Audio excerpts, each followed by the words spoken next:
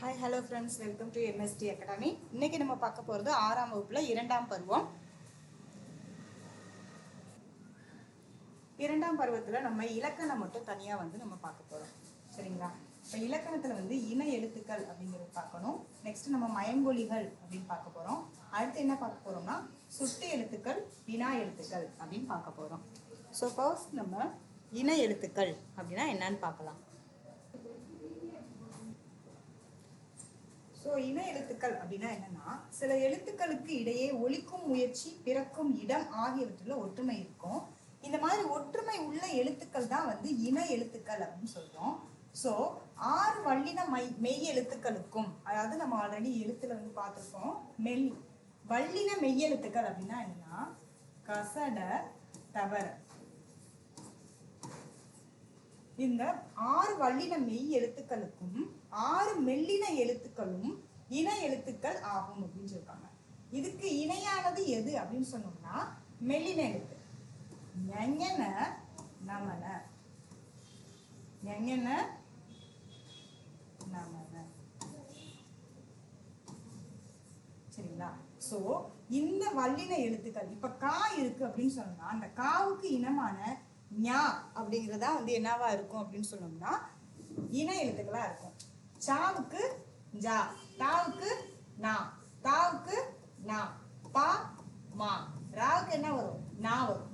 சரிங்களா? இப்ப எக்ஸாம்பிளுக்கு பார்த்தோம்னா இப்ப திங்கள் அப்படின்னு வந்திருக்கு. சரிங்களா? இப்ப இங்கே எடுத்துக்காட்டே பாருங்க. இப்ப திங்கள் வந்திருக்கா, அப்ப காவுக்கு இனமான இங்கு வந்திருக்கு. மஞ்சள், இஞ்சுக்கு இனமான, அதாவது வல்லின எழுத்துக்கு இனமானதான் மெல்லின எழுத்து வரும். ஸோ இஞ்சு அப்படின்னா சாதா வரும். மண்டபம், இப்ப இன்னுக்கு டா. சந்தனம் அப்படின்னு வந்திருக்கா, இந்து தா. அம்பு, இம்பு, இப்ப தென்றல், ஸோ இன் ரா. ஸோ இந்த நா வந்துச்சுனாவே இந்த ரா தான் வரும். ஸோ இதுதான் இன எழுத்துக்கள் அப்படின்னு சொல்றாங்க. ஓகேவா? இதுவே இடையின எழுத்துக்கள் ஆறும் அப்படின்னு சொல்றாங்க. அப்ப இடையின எழுத்துக்கள்னா என்னப்பா? யா, ரா, லா, வா, லா, லா, இந்த 6 எழுத்துக்களுமே ஒரே இனம் அப்படின்னு சொல்லியிருக்காங்க.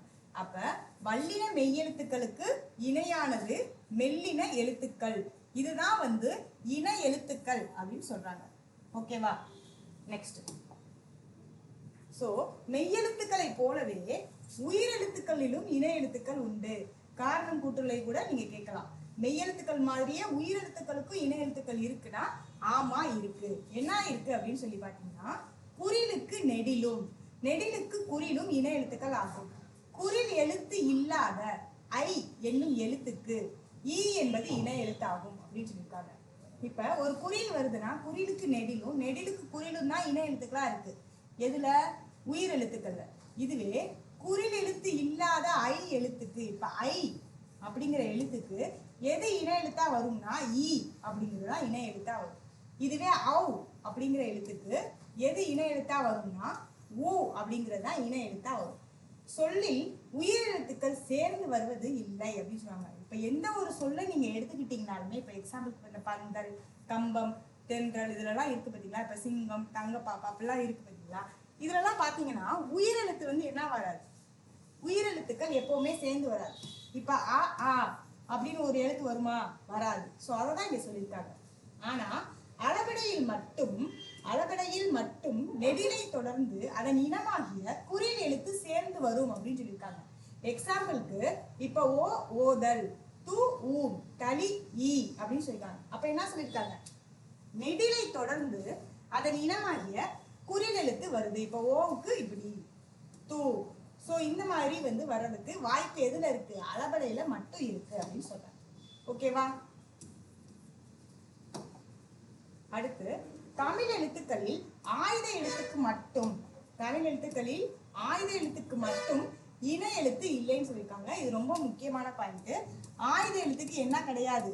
இன எழுத்து கிடையாது.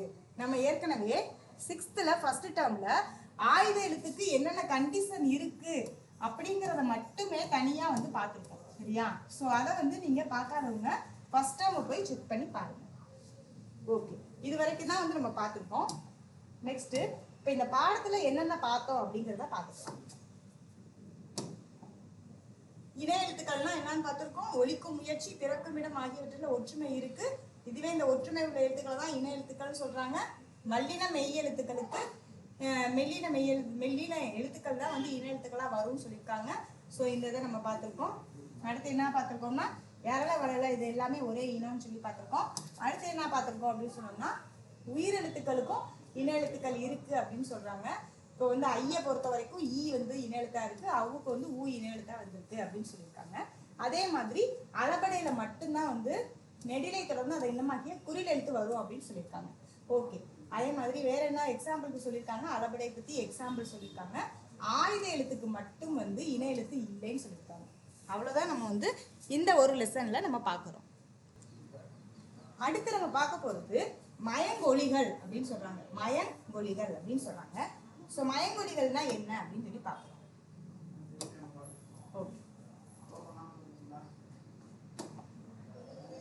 மனம் மனம் அதாவது 3 சுழினா மனம்னு இருக்கு, 2 சுழினா மனம்னு இருக்கு. அப்ப இந்த 2 எழுத்துக்கும் உள்ள என்ன இருக்கு, என்ன ரெண்டுமே ஒரே மாதிரி ஒலிக்குது. அதாவது உச்சரிக்கும் போது ஏறத்தாழ ஒன்று போலவே ஒலிக்கின்றன. ஆனால் இரண்டுக்கும் இடையே பொருள் வேறுபாடு இருக்கு. இவ்வாறு உச்சரிப்புல சிறிதளவு மட்டுமே வேறுபாடு உள்ள ஒலிகளை மயங்கொலிகள் என்கிறோம். ஸோ உச்சரிப்புல சின்ன சிறிதளவு மட்டுமே வேறுபாடு இருக்கிறத வந்து நம்ம மயங்கொலிகள் சொல்லிடும். ஸோ மயங்கொலி எழுத்துக்கள் எத்தனை அப்படிங்கிறது இங்கே ஒரு கொஸ்டின் பாயிண்ட் ஆஃப் வியூல கேட்க வாய்ப்பு இருக்கு. சரியா? மயங்கொலி எழுத்துக்கள் 8. சரியா? அதே மாதிரி விடை விடை அப்படிங்கிறதும் 8 தான். அதே மாதிரி தொடை எண்ணிக்கை 8. ஸோ 8ங்கிற எண்ணுக்கு இந்த மாதிரி நம்ம கம்பேர் பண்ணி படிச்சுக்கணும். ஸோ கம்பேர் பண்ணி படிக்க தான் நமக்கு நிறைய பாயிண்ட்ஸ் வரும். ஸோ 8 நீங்க எங்கெங்க பாக்குறீங்களோ அங்க ஃபுல்லாமே பார்த்துக்கணும். பொருள்கோள் எத்தனை? 8 தான். சரியா? பொருள்கோள் 8. ஸோ வந்து என்ன பண்ணிக்கணும் அப்படின்னு சொன்னோம்னா கம்பேர் பண்ணி படிக்கணும் அப்படிங்கிறதுக்காக தான் இதை நான் உங்களுக்கு சொல்றேன். சரிங்களா?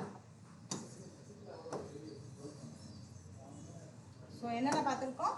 8 அப்படிங்கிறத பார்த்துருக்கோம். மயங்கொலி எழுத்துக்கள் 8, விடை 8, தொடை 8, பொருள்கோள் 8. இது எல்லாமே 8 தான். மயங்கொலிகளும் 8 அப்படின்னு ஞாபகம் வச்சுக்கணும். ஓகே, நெக்ஸ்ட் இந்த பாடத்துக்குள்ள வருவோம். ஸோ நான் இந்த எழுத்துக்களை பொறுத்த வரைக்கும் நம்ம எப்படி உச்சரிக்கணும் அப்படிங்கிறத நம்ம இங்கே பார்க்க போறோம். ஸோ இந்த நா அதாவது 3 சுழி நா நம்ம பொதுவாக நம்ம சொல்றது. ஸோ இந்த நா அப்படிங்கிறத எப்படி சொல்லணும் அப்படின்னு சொன்னா இந்த தெரிந்து கொள்வோம் வந்து நல்லா பார்த்துக்கோங்க. இந்த இடம்பெறும் வகையில் என்ன சொல்லியிருக்காங்கன்னா தா என்னும் எழுத்துக்கு முன் இன் வரும். அதனால இத தன்னகரம் அப்படின்னு சொல்லலாம். சரியா? நம்ம இன்னையில இருந்து மாத்தணும்னா கூட மாத்திக்கலாம். இந்த பாடம் ஃபுல்லும் கூட உங்களுக்காக நான் சொல்லி காமிக்கிறேன். ஸோ தன்னகரம் அப்படின்னு சொல்றாங்க. இதே மாதிரி ரா அப்படிங்கிற எழுத்துக்கு முன்னாடி வர்றது இன்னு. அப்ப இதை எப்படி சொல்றாங்க அப்படின்னு சொன்னோம்னா ரன்னகரம் அப்படின்னு சொல்றாங்க. நம்ம குழந்தைங்களுக்கும் நமக்கு தமிழ் கற்றுக் கொடுக்கணும்னு நினைக்கிறவங்களுக்கோ நம்ம வந்து இந்த நான் எப்படிப்பா சொல்றது அப்படின்னு கேட்டாங்கன்னா இந்த மாதிரி நீங்க வந்து சொல்லலாம். இது ஏன்னா தாவுக்கு பக்கத்துல மட்டும்தான் இந்த இன் வரும். நீங்க எந்தெந்த இடத்துலலாம் டா யூஸ் பண்றீங்களோ அந்த இடத்துக்கு பக்கத்துல இந்த நா தான் வரும். ஸோ அதனால இதுக்கு பேரு தன்னகரம் அப்படின்னு சொல்றாங்க. இதுவே நீங்க எங்கெல்லாம் ரா யூஸ் பண்றீங்களோ அங்கெல்லாம் இந்த இன்னு தான் வரும். ஸோ இதை வந்து நீங்க ரன்னகரம் அப்படின்னு சொல்லணும். சரிங்களா? இதுதான் வந்து இங்க கொடுத்துருக்காங்க. இப்ப எக்ஸாம்பிளுக்கு கண்டம், வண்டி, நண்டு இதெல்லாம் கொடுத்துருக்காங்க. அடுத்து மஞ்சம். இப்ப நீங்க எங்கெல்லாம் ரன்னகரம் போடுறீங்களோ அங்க எல்லாமே இது வந்து 2 சுழின்னு தான் வரும். சரிங்களா? இதை ஞாபகம் வச்சுக்கோங்க.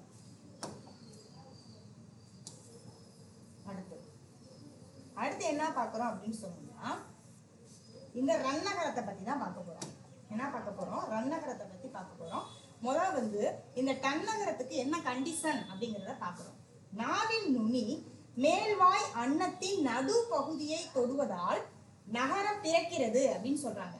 அப்ப நாவின் நுனி மேல்வாய் அன்னத்தின் நடு பகுதியை, இங்க கீவேடே தான். இந்த நடு பகுதியை நீங்கள் தொடுவதால், அதாவது நாவின் நுனி தொடுவதால் நகரம் பிறக்கிறது. இதுவே 2 சுழினா அதாவது ரன்னகரம் அப்படிங்கிறது நாவின் நுனி மேல்வாய் அன்னத்தின் முன் பகுதியை தொடுவதால். அப்ப இந்த முன் அப்படிங்கிறதா கீ. சரிங்களா? நகரம் பிறக்கிறது. இதுவே நாவின் நுனி மேல்வாய் பல்லின் அடிப்பகுதியை தொடுவதால் நகரம் பிறக்கிறது அப்படின்னு சொல்லியிருக்காங்க. நல்லா ஞாபகம் வச்சுக்கோங்க. இந்த 3 நாவுக்கும் என்ன வித்தியாசம் அப்படிங்கிறதுக்கு இங்க நான் ரவுண்ட் பண்ணியிருக்கேன் பார்த்தீங்களா, அதுதான் வந்து கீயாவும் இருக்கு. ஓகேவா? இது எப்படின்னு நான் உங்களுக்கு வந்து சொல்றேன்.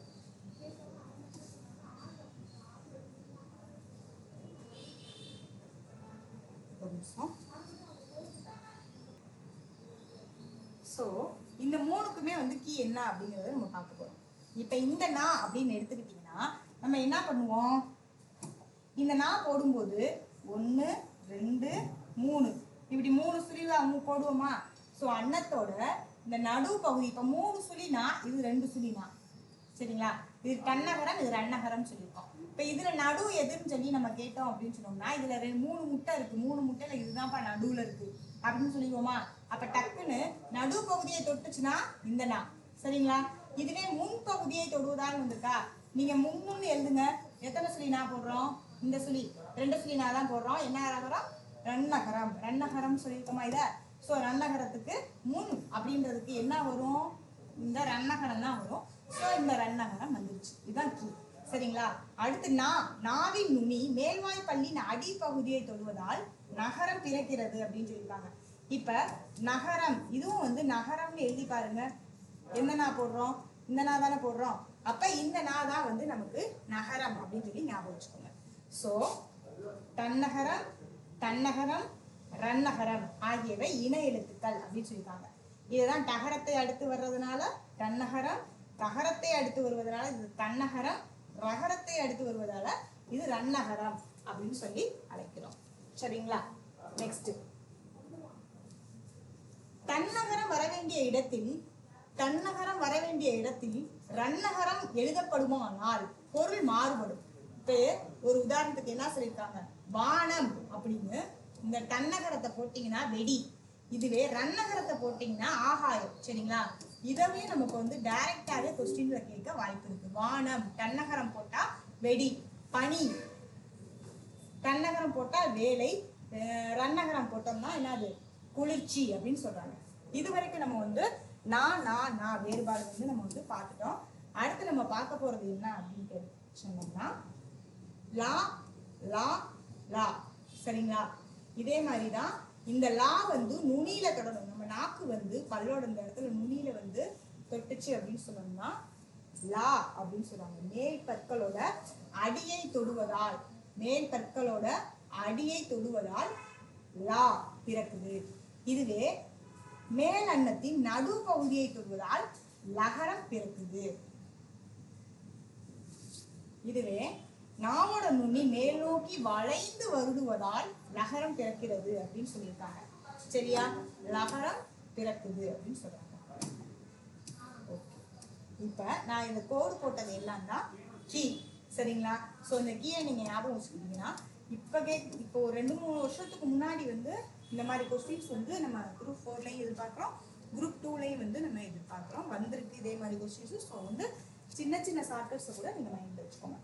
ஓகே, இந்த லகரமும் லகரமும் ஒரே இடத்துல ஒலிக்கப்படும். லா தமிழுக்கே சிறப்பானது, எனவே இதனை சிறப்பு லகரம் அப்படின்னு அழைக்கிறோம். மா மாதிரி இருக்கிறதுனால இதுக்கு வந்து மகர லகரம் அப்படின்னு சொல்லியிருக்காங்க. இப்போ மா போட்டு அதுக்கப்புறம் தான் நம்ம இப்படி போடுறோம், அதனால அது மகர லகரம்னு சொல்றாங்க, சரிங்களா? ஸோ இந்த 3 இதுக்கும் நம்ம ஷார்ட்கட் பார்த்துருவோமா? ஓகே, லா அப்படின்னா என்னன்னா நம்ம எப்படி போடுவோம், லாவை எப்படி போடுவோம், இப்படி போட்டு இப்படி போடுவோமா? ஸோ நாவின் இரு பக்கங்கள் மேல் பற்களின் அடியை தொடுவதால் லகரம் தோன்றும். இது வா போல இருப்பதால் வகர லகரம் அப்படின்னு சொல்றாங்க அப்படின்னு சொல்றாங்க. ஸோ லா போடும்போதே நம்ம சின்ன பிள்ளைலாம் இப்பயும் கூட அப்படிதான் சொல்றோம், குண்டுலா அப்படின்னு சொல்லுவோமா? ஸோ இரு பக்கங்கள் தடித்து அப்படின்னு வந்துச்சுன்னா அதை வந்து லா அப்படின்னு சொல்லணும். அதே மாதிரி மேல் பற்களின் அடியை தொடுவதால் அப்படின்னு சொல்லிட்டாங்க. அப்ப இங்க இப்படி ஒரு பல்லு மாதிரி வரைஞ்சுக்கோங்க. அப்ப நாக்கு வந்து இங்க மேல் பல்லோட அடியை தொடுவதால் நமக்கு லகரம் பிறக்குது அப்படின்னு சொல்றோம், சரிங்களா? இதுவே இந்த லாவை பொறுத்த வரைக்கும் என்ன சொல்றாங்க, மேல் அன்னத்தின் நடு பகுதியை தொடுவதால் லகரம் தோன்றும். இதனை பொது லகரம் அப்படின்னு சொல்றாங்க. இது பார்க்க நான் மாதிரி இருக்கிறதுனால நகர லகரம் அப்படின்னு சொல்றாங்க அப்படின்னு சொல்றோம், சரிங்களா? இதுவும் என்ன பண்ணுதுன்னா இரு பக்கங்கள் தான் தடிக்குது, நாவின் இரு பக்கங்கள் தடிக்குது. மேல் அன்னத்தின் நடு பகுதியை தொடுவதான்னு சொல்லியிருக்காங்க. அப்ப நம்ம இப்படி போடும்போது இந்த நடு பகுதியை தொட்டுச்சு அப்படின்னு சொன்னோம்னா என்னது, நகர லகரம் பிறக்குது அப்படின்னு சொல்றாங்க. சரியா? அடுத்து சிறப்புலா. சிறப்புலாவை பொறுத்த வரைக்கும் வளைந்து வருடுவதால், இப்ப லாவை போட்டு பாருங்க, இப்படி வளைந்து தானே வருடுறோம். ஸோ வந்து வளைந்து வருடுவதால் அப்படின்னு வந்தா சிறப்பு லகரம் வரும். சரிங்களா? ஓகே, இதை ஞாபகம் வச்சுக்கோங்க. அடுத்து பொருள் வேறுபாடு உணர்க அப்படின்றாங்க. அப்ப நமக்கு இந்த என்னது, வகர லகரம், பொது லகரம், சிறப்பு லகரத்துக்கு என்ன வித்தியாசம்? விலை, பொருளின் மதிப்பு. விலை, உண்டாக்குதல், விளைவித்தல் அப்படின்னு சொல்லுமா. விலை, விரும்பு அப்படின்னு அர்த்தம். நான் விலை அப்படிங்கிறது வந்து விரும்புதல் அப்படிங்கிற மீனிங்ல வரும். இதே இலைனா செடியின் இலை, இலைனா மெலிந்து போதல். இல்லை என்னடா அப்படி இழைச்சு போயிட்டேன்னு கேட்போம்ல, ஸோ இழைச்சு போயிட்டது. இலை அப்படின்னா நூல் இலை அப்படின்னு சொல்றாங்க. சரிங்களா? இதெல்லாம் என்னது, லகர லகர லகர வேறுபாடு. அடுத்து ரா ரா, இதெல்லாம் சொல்லுவோம் சின்னரா பெரியரா அப்படின்னு சொல்லி முடிச்சிருவோமா. இந்த ரா வந்து எப்படி வருது, நாவின் நுனி மேல் அன்னத்தின் முதல் பகுதியை தொட்டு வருவதால் ரகரம் தோன்றுகிறது. இது இடையின எழுத்து என்பதால் இடையின ரகரம் சொல்லும். அப்ப இதுக்கும் ஒரு பேர் வச்சுட்டாங்க, என்னது, இடையின ரகரம் அப்படின்னு. அடுத்து நாவின் நுனி மேல் அன்னத்தில் மைய பகுதியை உரசுவதால் ரகரம் தோன்றுகிறது. இது வல்லின எழுத்து என்பதால் வல்லின ரகரம் அப்படின்னு சொல்றோம். சரிங்களா? இப்ப நம்ம வல்லின எழுத்து எழுதும் போது கூட கசட தபரன் எழுதுவோம், கசட தபரன் எழுதுவோம் இல்லையா. அப்ப எனக்கே நிறைய விஷயம் நிறைய தடவை குழப்பம், எந்தடா வரும். ஸோ கசட தபர வல்லின எழுத்துல வரக்கூடிய ஒரே ரா என்னது, இதுதான். அப்ப டக்குன்னு நம்ம என்ன சொல்லிடலாம், வல்லின ரகரம்னு சொல்லிடலாம். சரிங்களா? இடையினம் என்னது, யரல வளல, இது இடையின. அப்ப இது இடையின ரகரம் அப்படின்னு சொல்லியிருக்காங்க. சரியா? ஓகே, இப்ப இதுக்கு என்ன ஷார்ட்கட் வைக்கலாம், முதல் பகுதியை தொட்டு வருவதால், நாவின் நுனி மேலன்னத்தில், இது வந்து முதல் பகுதியை தொட்டு வருவதால் இந்த ரகரம் வருதான். இதுவே மைய பகுதியை உரசுவதால் இந்த ரகரம் வருதான். இதுக்கும் அதே மாதிரியே வச்சிடலாம். இந்தரா அப்படின்னு சொன்னோம்னா ஒரே ஒண்ணுதான், முதல் பகுதி மட்டும்தான் வரும். இதுவே இப்படி இருந்துச்சுன்னா நடுப்பகுதி அப்படின்னு சொல்லி ஞாபகம் வச்சுக்கணும். நம்ம லா சொல்லும் போது சொன்னோம்ல, லா அப்படிங்கிறது என்னது, நடுப்பகுதி அப்படின்னு சொல்லி தான் நடுப்பகுதின்னு வந்திருக்கா. அப்ப அதே மாதிரி ராவுக்கு இதே மாதிரி ஞாபகம் வச்சுக்கணும். ஓகேவா? ஓகே, பொருள் வேறுபாடு அறிதல். ஏரினா நீர்நிலை, ஏரி மேலே ஏரி, கூரைனா வீட்டின் கூரை, கூரைனா குடவை. சரிங்களா? இந்த இதற்கெல்லாம் வந்து நீங்களா ஒர்க் அவுட் பண்ணி பாருங்க, அப்பதான் வந்து உங்களுக்கு வந்து மைண்ட்ல நிற்கும். இல்லை சரிங்களா? இல்லைன்னா இதுக்குன்னு வந்து தனியாக நம்ம வந்து வீடியோ போடுவோம். வீடியோ வேணும்னா கமெண்ட் பண்ணுங்க. மதிப்பீடு இந்த புக் பேக்லாம் வந்து வேணுங்கிறவங்க கமெண்ட் பண்ணுங்க, அதை பற்றி நம்ம அடுத்த வீடியோல போடுவோம். சரிங்களா? ஓகே, இது வந்து செகண்ட் பாடம். நம்ம வந்து 2வது பாடம் முடிச்சிட்டோம். அடுத்து 3வது இயல்ல நம்ம என்ன பார்க்க போறோம்னா சுட்டு எழுத்துக்கள், வினா எழுத்துக்கள் அப்படின்னு பார்க்க போறோம். சுட்டு வினா. சுட்டு எழுத்துக்கள்னா என்னப்பா அப்படின்னா ஒண்ணுமே இல்லை, சுட்டி காட்டுவதற்கு, அதாவது ஒரு பொருளை வந்து ஒரு பொருளையோ ஒரு இடத்தையோ நம்ம சுட்டி காட்டுவதற்கு பயன்படுத்துவதுதான் வந்து சுட்டெழுத்துக்கள் அப்படின்னு சொல்றோம். சரிங்களா? இப்ப பாருங்க, அவன், இவள், அங்கு, இங்கு, இது எல்லாமே ஒன்றை சுட்டி காட்டுது. சோ அச்சொற்களின் முதலில் அமைந்துள்ள ஆ இ அப்படிங்கிற எழுத்துக்கள் தான் காரணமா இருக்கு. சோ ஒன்றை சுட்டி காட்ட வரும் எழுத்துக்களுக்கு சுட்டி எழுத்துக்கள் அப்படின்னு சொல்லி பேர். இப்ப சுட்டி எழுத்துக்களை பொறுத்த வரைக்கும் நம்ம எத்தனை எழுத்துக்கள் இருக்குன்னு கேட்டா 3ன்னு சொல்லணும். சரிங்களா? என்னென்ன அப்படின்னு பார்த்தோம்னா ஆ இ உ ஆகிய 3 எழுத்துக்களும் சுட்டி எழுத்துக்கள் ஆகும். ஆனா இன்னைக்கு ஊங்கிற எழுத்து மட்டும் என்னவா இல்லையா, பயன்பாட்டுல இல்லைன்னு சொல்லியிருக்காங்க. சோ பயன்பாட்டுல இல்லாத எழுத்து எதுன்னு கேட்டாலும் நம்ம என்ன சொல்லணும் அப்படின்னு சொன்னோம்னா ஊ அப்படின்னு சொல்லணும். அதே மாதிரி அகச்சுட்டு புறச்சுட்டு அப்படின்னு சொல்லிட்டு 2 வகைப்படுது. அதாவது சுட்டு அப்படிங்கிறது வந்து நம்ம அகச்சுட்டு அப்படின்னு சொல்றோம், புறச்சுட்டுன்னு சொல்றோம். அண்மை சுட்டு, சேய்மை சுட்டு, இது எல்லாமே என்ன, அதுதான் சுட்டு எழுத்துக்களோட வகைகள் தான். அதே மாதிரி சுட்டு திரிபுனா என்ன அப்படின்னு சொல்லியும் இந்த பாடத்துல பார்க்க போறோம். ஓகேவா? சோ அகச்சுட்டு அப்படின்னா என்னன்னா இவன், அவன், இது, அது இச்சொற்களில் உள்ள சுட்டு எழுத்துக்களை நீக்கினால் பிற எழுத்துக்கள் பொருள் தராது. இப்ப இவன் அப்படின்னு இருக்கு, சரிங்களா? இதுல இருக்கிற ஈய மட்டும் எடுத்துட்டீங்கன்னா என்னவா இருக்கும்? வன் அப்படின்னு தானே இருக்கும். அப்ப வந்து என்னது இது வந்து என்னது அகச்சுட்டு அப்படின்னு சொன்னாங்க. அகச்சுட்டுனா சுட்டு எழுத்துக்கள் சொல்லின் உள்ளேயே இருந்து சுட்டு பொருளை தருவது அகச்சுட்டு எனப்படும். இதுவே புறச்சுட்டுனா என்னன்னு பார்க்கலாம். அவ்வானம், அவ்வானம் அப்படின்னு சொல்றாங்க. அவ்வானம், இம்மலை, இந்நூல் இச்சொற்களில் உள்ள சுட்டு எழுத்துக்களை நீக்கினாலும் பிற எழுத்துக்கள் பொருள் தரும்.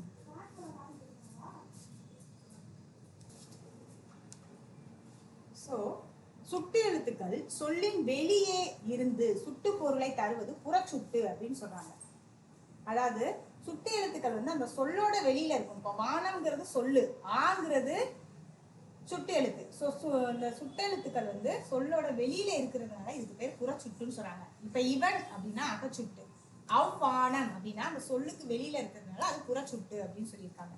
அடுத்து அண்மை சுட்டு அப்படின்னா என்னன்னு பாக்குறோம். அண்மை சுட்டு அப்படிங்கிறது இவன், இவர், இது, இவை, இம்மரம், இவ்வீடு என அருகில் உள்ளவற்றை சுட்டி காட்டுவதால் இது அண்மை சுட்டு அப்படின்னு சொல்றாங்க. அண்மை சுட்டுக்குரிய எழுத்து என்னன்னு கேட்டீங்கன்னா ஈ, சரிங்களா? அண்மை சுட்டுக்குரிய எழுத்து. இப்ப இவன் தான்ப்பா இருக்கான், இவன்பா, இவர் தான்ப்பா செஞ்சாரு, இதுதான்ப்பா செஞ்சுச்சு அப்படின்னு சொல்லிட்டு சொல்றது எல்லாமே என்னது அண்மை சுட்டு. இதுவே சேய்மை சுட்டு அப்படின்னா ஆ அப்படிங்கிற எழுத்து வரும், சரிங்களா? சேய்மை சுட்டுனா அவள், அவர், அது அப்படிங்கிற மாதிரி அம்மரம், அவ்வீடு இது எல்லாமே என்னது சேய்மை. சேய்மைனா ஒண்ணும் இல்ல, தொலைவுல இருக்கக்கூடியதை வந்து சொல்றதா வந்து என்னது சேய்மைன்னு சொல்றாங்க. சேய்மை சுட்டு எனப்படும். சேய்மை சுட்டுக்குரிய எழுத்து ஆ, சரிங்களா?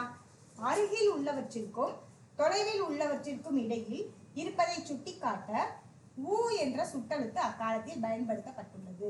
அதாவது அருகில் இருக்கிறதுக்கும் அதுதான், தொலைவில் இருக்கிறதுக்கும் அதே ஊதான். அப்ப அதுக்கு என்ன எழுத்து பயன்படுத்தியிருக்காங்கன்னா அந்த காலத்துல உது, உவன் அப்படின்னு பயன்படுத்தியிருக்காங்க. ஆவுக்கும் ஈக்கும் பொதுவா,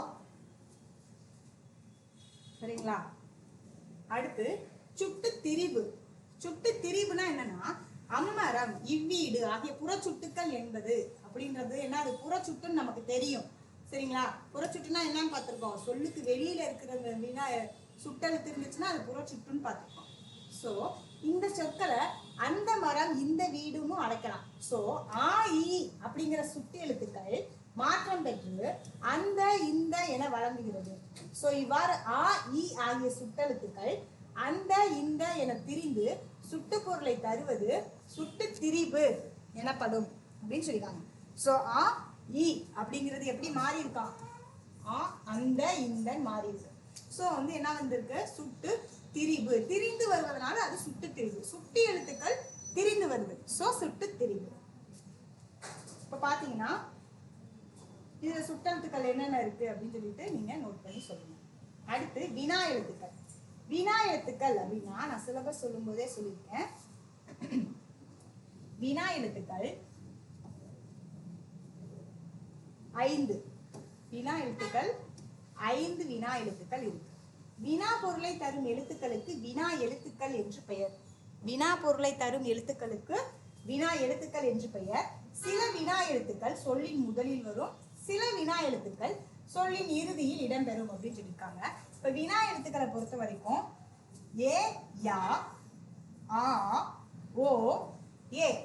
இதுக்கு நான் ஷார்ட்கட் என்ன வச்சிருக்கேன்னா, நான் படிக்கிறப்ப நான் என்ன வச்சுக்கிட்டேன்னா எறும்பும் யானையும் ஆட்டோவில் ஏறி போச்சான் அப்படிங்கிறது தான் என்னோட ஷார்ட்கட்டை. உங்களுக்கு பிடிச்சிருந்துச்சுன்னா ஃபாலோ பண்ணிக்கோங்க. அடுத்து மொழியின் முதலில் வருபவை. இந்த ஃபர்ஸ்ட்லயே வந்துருச்சா, அப்ப அது வந்து என்னது மொழியின் முதலில் வருவது. இறுதியில் வருபவைன்னு சொல்லி கேட்டிருக்காங்க. சோ இறுதியிலனா இது, சரிங்களா? மொழியின் முதலிலும் இறுதியிலும் வருபவை அப்படின்னா ஏ, சரிங்களா? இதுவே ஒரு கொஸ்டினா கேட்டிருக்காங்க. மொழியின் முதலிலும் இறுதியிலும் வரக்கூடிய வினா எழுத்து எது அப்படின்னு சொல்லி கேட்டிருக்காங்க, சரிங்களா? இந்த எறும்பும் யானையும் ஆட்டோல ஏறி போச்சான்ற சாக்கெட்டை மனசுல வச்சுக்கிட்டீங்கன்னாவே இது முதலில் வரும் ஏவும் யாவும் எறும்பும் யானையும் முதல்ல வரும், ஆட்டோ இறுதியில தான் வரும். ரெண்டும் சேர்ந்து வரணும்னா ஏய் நீ தானே ரெண்டையும் கூட்டிட்டு வந்தது அப்படின்னு இறுதியில சொல்றதுக்கும் நம்ம ஞாபகம் வச்சுக்கலாம். அடுத்து அகவினா. அகவினா அப்படின்னா என்னன்னு சொல்லி பார்க்க போறோம். அகவினா அப்படின்னா என்ன? எது, யார், ஏன் இச்சொற்களில் உள்ள வினா எழுத்துக்களை நீக்கினால் பிற எழுத்துக்களுக்கு பொருள் இல்லை. இவ்வாறு வினா எழுத்துக்கள் சொல்லின அகத்தே இருந்து வினா பொருளை தருவது அகவினா எனப்படும் அப்படின்னு சொல்லியிருக்காங்க. ஸோ இந்த வினா எழுத்துக்கள் சொல்லுக்கு உள்ளுக்குள்ளேயே இருந்து பொருள் தந்துச்சுன்னா அது அகவினா. இப்ப எது அப்படின்றது ஒரு வினா தான். ஸோ எதுங்கிறது அந்த சொல்லுக்கு உள்ளேயே இருக்கு. அந்த ஏங்கிறது என்னது, அந்த ஏங்கிற வினா எழுத்து அந்த சொல்லுக்கு உள்ளேயே இருப்பதுனால இது அகவினா அப்படின்னு சொல்றாங்க. அடுத்து புறவினானா என்னன்னு பார்க்கிறோம். அவனா, வருவானோ இச்சொற்களில் உள்ள ஆ ஓ அப்படிங்கிற வினா எழுத்துக்களை நீக்கினாலும் பிற எழுத்துக்கள் பொருள் தரும். இப்ப அவன் கூட்டல் ஓ இதுதான் அவனோ. சோ இந்த எழுத்தை வந்து நீங்க நீக்கிட்டீங்க, அவனை நீக்கிட்டீங்கன்னா பிற எழுத்துக்கள் சாரி